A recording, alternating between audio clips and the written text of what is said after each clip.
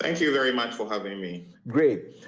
We have been monitoring yesterday, and it does appear that the decision that the National Executive Council took to suspend the strike is not carrying favor with your members across the country. So far, I think I've counted almost about 8 of your branches or 7 that have voted to reject the suspension.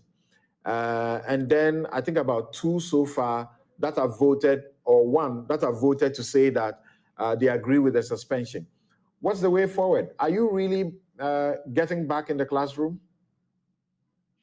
Yes, per our UTAG constitution, mainly once a strike action is suspended, we have to go back to the classroom and then go back to teaching. So whether a campus has voted against the suspension or for the suspension, all of us will go back to the classroom and go back to lecture. At the end of the referendum, we'll collect the results. After the collation, the next step is that if majority of the members do say that we need to continue with the strike action, then an extraordinary meeting of the National Executive Committee will have to be constituted to determine the date for the next strike action.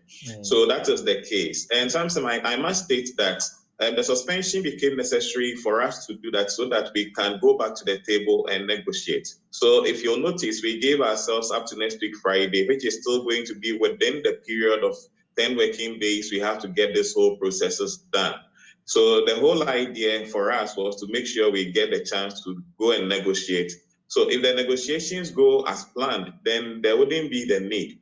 But otherwise, then in that case, members would have already armed the National Executive Committee to continue with the strike action.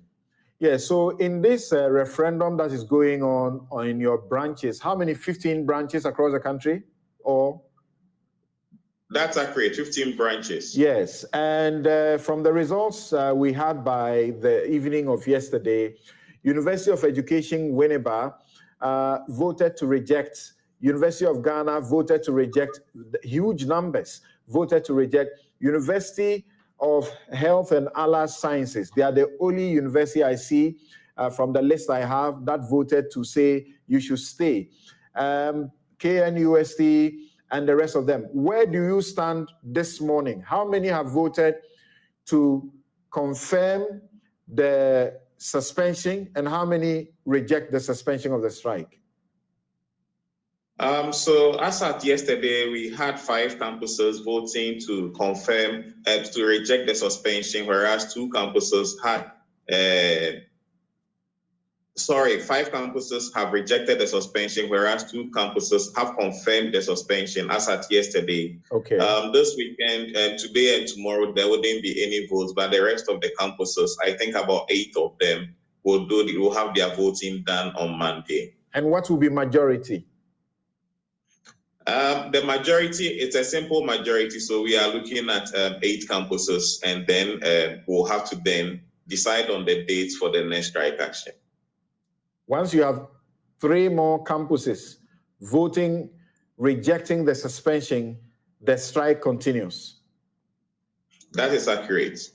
But in that case, the National Executive Committee needs to have an extraordinary meeting to decide on the next date for the strike action to